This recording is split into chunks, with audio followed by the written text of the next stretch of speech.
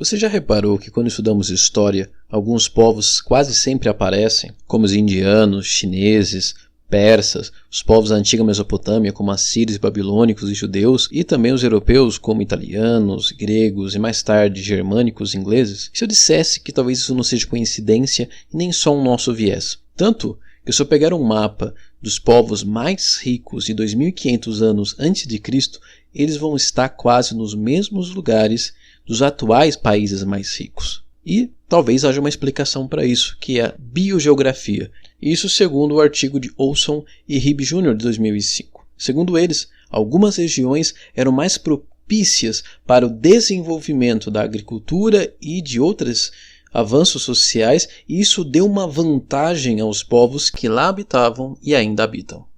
Se interessou? Então fique por aqui. Eu sou o biólogo Gustavo Lustosa e você está no Biologia Política, canal de divulgação científica, mas também de análise política. Então se inscreva no canal, compartilhe com os amigos. Agora você já fez isso, então vem comigo. Olá Homo sapiens, mais um vídeo aqui no canal. E hoje eu decidi trazer para vocês um vídeo mais conceitual, até para explicar, para aplicar ele mais tarde em outras discussões. Tá? Só que antes de mais nada, eu preciso deixar claro que isso não é determinismo geográfico ou biológico. Porque, como eu vou explicar no final, o próprio artigo admite que as diferenças de renda hoje têm mais influência em questões institucionais, históricas, do que as questões biogeográficas, apesar que elas sim têm um peso. Tá? Inclusive, essa tese ela até refuta a ideia de uma suposta superioridade genética ou cultural de certos povos, porque ela prova que muitos povos são ricos hoje, muito mais por eles estarem no local certo e na hora certa, e não porque eles são em si superiores a outros. Se a gente invertesse os povos, eles provavelmente em longo prazo ficariam ali na mesma condição, uns mais ricos e outros mais pobres. Tá? É claro, além de fatores, decisões políticas, questões históricas, imperialismo, etc, etc, etc. Tá? Só para... eu devia ter falado isso no início, mas que é importante, esse vídeo todo é falando sobre renda média. Não é sobre PIB bruto, não é sobre poder militar, não é sobre ser um império. Um país pode ser muito rico, mas ser politicamente fraco, geopoliticamente irrelevante. Entendido isso, a gente pode então ir por série nesse vídeo. Basicamente, a conclusão do artigo é que condições biogeográficas tornaram certas regiões mais favoráveis ao ser humano sair de uma vida nômade, caçadora-coletora e se tornarem sedentários, ou seja, praticar agricultura e pecuária, a revolução agrícola. E isso fez com que entre 8.500 a 2.500 a.C., algumas regiões se desenvolvessem socialmente, economicamente e institucionalmente mais do que outras, e lhes deu uma vantagem tão grande que ecoa até hoje. Entretanto, após a revolução agrícola, não houve aumento substancial da renda média até ocorrer a revolução industrial, e a partir disso há outras variantes, mas ainda assim essas questões biogeográficas continuam dando algumas vantagens em certos aspectos. Bom, para entender isso a gente primeiro precisa ver o contexto. O mundo mudou por volta de 11.000 anos antes de Cristo, que foi quando ele saiu do Pleistoceno para o Holoceno, o fim da, entre aspas, Era do Gelo, que houve então o recuo das grandes geleiras, o desenvolvimento de de biomas mais quentes e úmidos e agradáveis para o ser humano, e também a extinção de grandes mamíferos. E nesse momento a humanidade já estava ocupando quase todo o globo, com alto desenvolvimento cultural, de ferramentas e assim por diante. Entretanto, o desenvolvimento da agricultura e pecuária foi diferente em várias regiões do mundo. Basicamente, a primeira região que a gente tem ali, desenvolvimento da agricultura e pecuária, foi no Oriente Próximo, a famosa Crescente Fértil, as regiões que hoje são o Iraque, a Síria, o Líbano e Israel. Onde foram domesticados o trigo, a cevada, a ervilha, as cabras e as ovelhas. 1000 anos depois, mais ou menos, também ocorreu na China, quando eles começaram a criar e plantar arroz, painço e cuidar de porcos. Há uma discussão, por exemplo, se o México, onde hoje é o México, do centro do México, também ocorreu nessa época, ou se foi um pouco mais tarde, quando começaram a criação, a cultura de milho, feijão e peru. Mais tarde, nos Andes, na América Central do Sul, começaram a plantar as batatas e mandioca e criar lhamas e porquinhos da Índia. E já no leste, onde hoje é os Estados Unidos da África subsaariana, começaram a cultivar uma planta ou outra. Então veja que eu estou falando aqui de uma pequena parte do planeta. Então, por que essas regiões tiveram um desenvolvimento mais rápido da agricultura e pecuária e outras regiões não? não tem um consenso. Mas duas linhas de pensamentos basicamente, que se isso foi uma questão de necessidade ou se foi uma questão de oportunidade, tá? E claro, pode ser um pouco dos dois. Se for uma questão de necessidade, é a tese de que essas mudanças climáticas e principalmente o fim das grandes presas, mamutes, assim por diante, fez com que a vida caçadora nômade não fosse lá tão efetiva, sem falar que formou-se grandes desertos que não existiam pelo planeta. Já a segunda visão, que é a que o artigo mais defende, é que havia regiões com tanta riqueza de água, de terras férteis, espécies de fácil manuseio, que foi mais fácil fazer testes. E aí quando as populações locais perceberam que, por exemplo, eu vou jogar essa plantinha aqui e nasce alguma coisa, e que isso é mais fácil do que sair por aí podendo ser comido por algum bicho, eles começaram a praticar mais rapidamente. Sem falar que as tecnologias e conhecimentos básicos necessários para desenvolver a agricultura ou a pecuária já eram praticamente universais. Até inclusive o artigo nega a tese de que, por exemplo, alguns povos poderiam ser culturalmente ou geneticamente superiores, porque quando houve a expansão de grandes impérios, eu nem falo aqui só dos europeus, tá? Dos europeus modernos, né? Falo, por exemplo, dos antigos gregos, romanos, dos persas e assim por diante, que já tinham aprendido ali a domesticar vaca, cavalos, cães. Quando eles chegavam, os povos nativos aprendiam muito rapidamente, com ampla facilidade, a fazer a mesma coisa. Então não era uma questão de falta de conhecimento ou habilidade, mas era falta talvez da espécie correta. Claro, existem algumas exceções, sei lá, os aborígenes ali que se isolaram na Austrália, que até se esqueceram de algumas coisas, mas isso, como eu falei, é a exceção e não a regra. E bem, quais são as vantagens, né, dessas regiões? Aqui eles bebem bastante do Diamond, que é de 97, né, dos Armas Gêmeas e Aço, em que eles destacam que a Eurásia, como um todo, é o continente maior, né, principalmente em relação a planícies, em terras agricultáveis, portanto terá uma maior diversidade de plantas e animais, e claro, mais terras para você poder fazer ali pecuária ou agricultura. Além disso, há mais espécies, tanto de plantas quanto de animais, propícias à domesticação, como plantas com sementes, que são de fácil tratamento e que têm alta concentração de proteínas e outros nutrientes. Animais como mamíferos herbívoros grandes ou que vivem em grupos, então que facilita ali, que estão acostumados a viver com uma hierarquia, a viver em bandos. É por isso, por exemplo, e que são até mais calmos, né?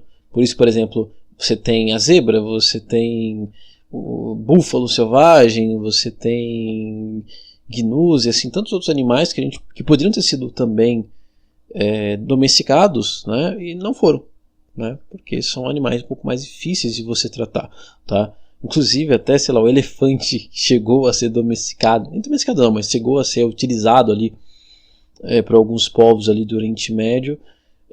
Não eram todos os elefantes que eram usados, era mais o elefante indiano, que ele é um pouco mais calmo, um pouco mais fácil ali de ser cuidado que o elefante africano, por exemplo, tá? Inclusive, há uma tabelinha aqui que eu vou mostrar para vocês, que é do número de plantas, né, e de animais que são domesticáveis, né? Por exemplo, na Oriente Próximo, na Europa e no Norte da África, você tem 33 plantas e 9 animais.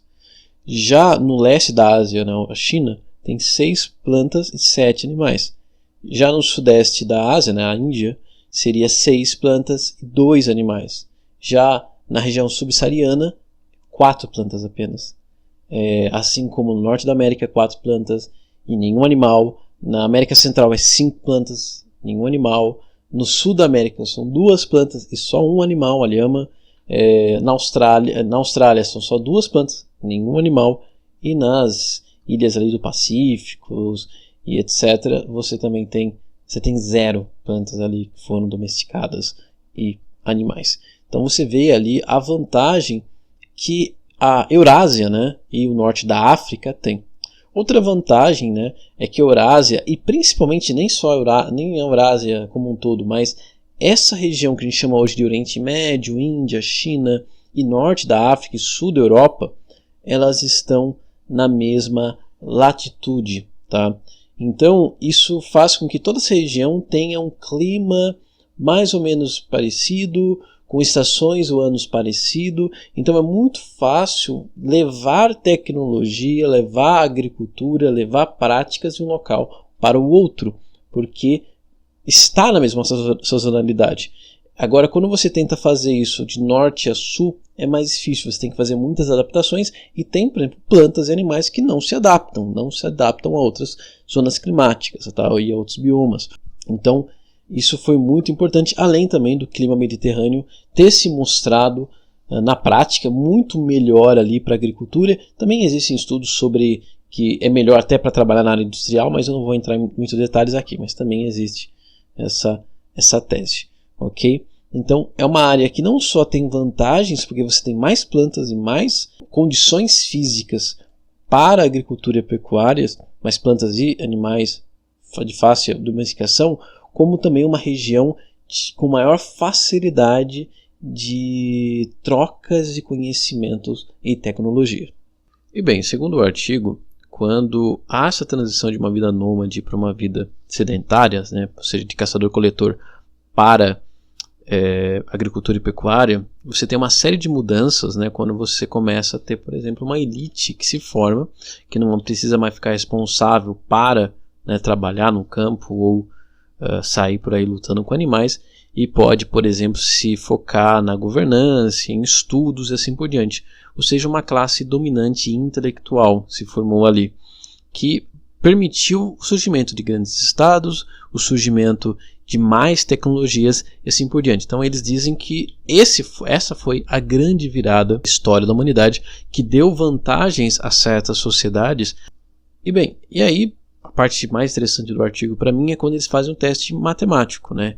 Eles fazem uma quantificação ali, que eu não vou entrar em detalhes porque é bem complicado, mas depois vocês podem ler o artigo, que eles vão quantificando então as características que tornam uma região mais ou menos vantajosa do ponto de vista biogeográfico. Então, como eu falei, se é uma região que tem maior longitude que latitude, né? Então tem uma orientação horizontal, como ele fala, o tipo de clima, que tem a maior vantagem o Mediterrâneo, o número de espécies de plantas e animais foram domesticadas e assim por diante. Quando eles fizeram esses dados e avaliaram então quais foram as regiões que primeiro passaram por esse processo de sedentarização pela evolução agrícola, há uma relação de 67%. Ok? Agora, quando se faz a análise da renda per capita do mundo atual, né, na verdade que eles pegam os dados de 97, né, não sei por que eles pegaram exatamente essa data, aí você tem uma relação com essas características biogeográficas de 40 a 50%, ok? Então, ou seja, há uma relação muito forte em relações biogeográficas entre as diferenças, entre metade, digamos assim, da diferença entre as rendas entre os países e povos do mundo, tá? Então se vê aí, e eles mesmos admitem isso, que provavelmente isso tem muito mais a ver, essa outra metade, digamos assim, com questões como instituição, como questões como história, política e assim por diante. Ou seja, o artigo encontrou uma correlação de mais de 67%, né, quase 70%, entre as regiões que primeiro passaram pela Revolução Agrícola e condições biogeográficas positivas, ou seja, regiões que tinham melhores condições foram que passaram pela Revolução Agrícola primeiro, como o caso da Mesopotâmia e o leste da China. E assim também como o desenvolvimento de sociedades mais complexas foram nessas regiões que passaram a Revolução Agrícola primeiro, e hoje a diferença de renda entre os países também está ligado em quase 50% com as suas condições biogeográficas iniciais, tá? Com algumas exceções que eu vou discutir aqui, e isso também mostra, claro, o peso das instituições, das escolhas políticas. Só quero convidar vocês a fazer uma análise aqui dos mapas, para vocês verem como isso é bem forte, né, e interessante. Tá? Vamos pegar aqui um mapa do ano 2000 a.C., no mapa mundi, tá? Quais eram os tipos de sociedade, de economia, de produção de cada povo. Bom, nesse mapa vocês podem ver aqui que os povos que estavam com estados complexos, com, entre aspas, grandes civilizações, estão pintados de azul as regiões. Os que estão com cidades agrícolas complexas, né, já estão nesse laranja. E as que estão com ou pastores, ou nômades, etc., são ali o que está em verde, em roxo e amarelo. Tá? Então, isso aqui tem que ficar bem claro nesse sentido, ok? Bom, como vocês podem ver, quais são as regiões então mais, entre aspas, avançadas? Vou falar de maneira bem simples para ser mais rápido aqui, tá? O Rio Indo, onde hoje é o Paquistão, a Mesopotâmia, o Nilo, algumas ilhas que vão dar origem, inclusive, ou já estavam dando origem ali à cultura grega, como a ilha de Creta, e os Minoicos, etc. Tá? Algumas regiões aqui do Andes e, né, em segundo plano, tá? Aqui o que a gente chama hoje de Oriente Médio, como do Irã em diante, né, passando aqui pelo que hoje é o Iraque, Turquia, Palestina, o sul da Europa e até o centro, onde hoje é a Alemanha, tá? E o leste da China. Então essas são as regiões que a gente já esperava, que nem eu falei, que por terem as condições biogeográficas mais avançadas. Agora vejam o mapa de 2020, eu acho que até sei porque eu escolhi 97, que acho que foi antes das grandes guerras e tal, né, da guerra ao terror e tal, mas vamos pegar o de 2020 para falar que eu estou sendo enviesado, tá? Eu vou pegar o mesmo mapa que eu usei na introdução, tá? Mas vejam aqui, quais são os países então que hoje são mais ricos? Então as rendas mais altas, acima de $5.000, você vai ter os Estados Unidos, o centro da Europa, né, os povos germânicos e nórdicos, né, e a Irlanda, inclusive, e alguns povos aqui da Catar, do sudeste da Ásia. Já de renda média alta, digamos assim, de 20 a 50 mil, você vai ter aí bem parecido, bem próximo ali que a gente viu lá do mapa de biogeográfico. A gente vai ter o norte, você vai ter o Canadá, né, você vai ter o sul da Europa, a Turquia, tá? O Cazaquistão, a Rússia, o Japão, tá? A Austrália, a Oceania como um todo e o Chile e o Uruguai, tá? Então o que foge do que a gente viu da questão biogeográfica, quando eu falei Canadá, que é por causa da colonização inglesa, a Oceania, colonização inglesa, os países da Península Arábica, né, por causa do petróleo, e o Uruguai, o Chile e o Japão, tá? E Rússia. Então você vai ter esses países só que vão fugir, mas nesse ponto está bem parecido. E a renda média baixa, digamos assim, né? A renda um pouquinho acima da média, 10 a 20 mil dólares, tá? Que você então tem China, você tem a Mongólia, você tem o Irã, você tem a Armênia, Azerbaijão, Turcomenistão mesmo, tá? Algumas regiões aqui do sul dos países dos Balcãs, né? Ucrânia, Bielorrússia, norte da África, África do Sul e a América do Sul e México, tá? Então, assim, o que bate bastante na questão biogeográfica é essa renda, segunda nível de renda alta, né, média alta, e a média, digamos assim, um pouco acima da média, né? Aí quando a gente já olha os países mais pobres, né, eles estão bem onde já se esperava, né, com exceção aqui da Índia e Paquistão, que não deveriam, digamos assim, estar, e o Iraque também não deveriam estar nessa lista, mas já falei, a gente sabe os motivos. Tem a questão da guerra no Iraque, a invasão no Iraque, a Índia por questão, e também porque a gente está falando da Índia, seria melhor a gente fazer uma análise por região, né? Mas enfim, deixa isso para outro momento. O que você vai ter que estar muito fora, né?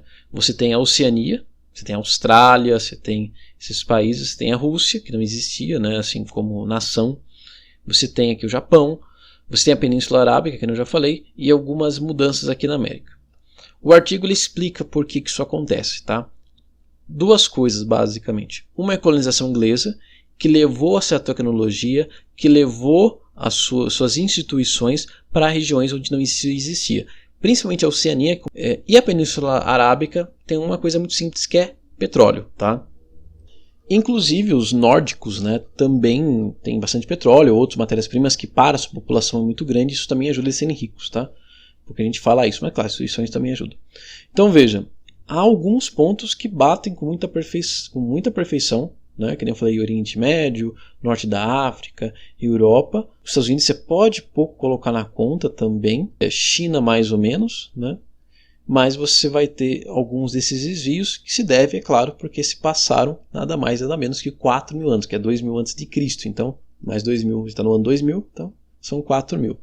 4.000 anos de diferença. Então é até meio assustador que depois de 4.000 anos você tem essas poucas, digamos assim, diferenças, e são coisas recentes. Tá? Se a gente for pensar, a Austrália ela é mais nova que o Brasil. Então a gente está falando de eventos relativamente bem recentes. Okay? Então veja que, apesar, né, de todo esse tempo, você tem sim essas correlações. Então basicamente o que esse artigo mostra para a gente? Tá? Que alguns países, alguns povos têm muito maior facilidade para desenvolver riqueza, porque estão num solo melhor, mais produtivo, ou tem um background, né? Tem uma capital humano, tem um desenvolvimento, tem uma civilização, tem uma língua, tem uma cultura que tem milênios. Tá? Você pega o Irã, tem, né, uns 3.000 anos de história só, tá? Quase contínua. Okay? Você pega alguns países da Europa, a mesma coisa. Nós, se você sabe quem é seu tataravô, cara, você já é um privilegiado. Até por causa da colonização, escravidão, etc. Por todos esses fatores. Tá?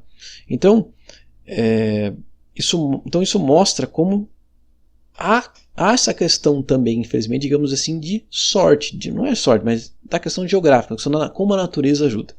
Isso quer dizer que países fora da questão biogeográfica eles não podem desenvolver? Não, que nem eu falei, há exceções dessa regra. Tá? Assim também, há alguns países que são exceção, mas então, por exemplo, por que o Japão hoje é tão rico? Também, né? Não só por isso. O Irã também até hoje é rico, porque eles estão próximos de regiões ricas. Né? O Irã está bem no meio aqui da Índia, né? E a antiga Mesopotâmia, né? Oriente Próximo ali, a crescente fértil. Né? Ou entre a China e a crescente fértil. Né? O Japão está do lado da China. Então, assim, isso também ajuda, a questão do comércio. Por isso que a África do Sul também, né, que agora ela virou uma rota, né, hoje um pouco menos, mas antigamente era um ponto muito importante de rota marítima. Mas há países também que estão totalmente fora. O Chile, por exemplo, está melhor que nós. O Uruguai está melhor que nós e está do nosso lado. Então, assim, há condições de você ser rico e ter uma renda média alta, mesmo sem ter esse passado vantajoso. Só que você vai ter que trabalhar mais do que muitos outros países. Porém, também, né, você pode também estar numa situação, num lugar muito positivo e jogar isso fora, tipo um Paquistão da vida. Né? Bom, então é isso, pessoal. Espero que tenha ficado claro. Qualquer dúvida, crítica, sugestão, tá? Se vocês gostaram desse tipo de conteúdo, deixe seu like, fala aí para eu poder fazer mais sobre isso. Tá? Então é isso. Valeu, falou e até mais.